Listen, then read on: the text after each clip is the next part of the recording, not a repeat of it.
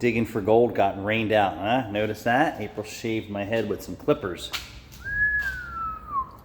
So, it's Sunday. It's definitely going to rain. And this pig needs to get cleaned.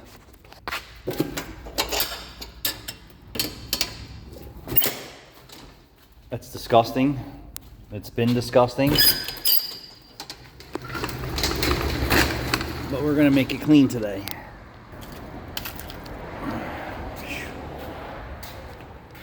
And you know what? I don't mind cleaning this place by myself. I gotta get on Jude. His toolbox area is a pigsty. Complete pigsty.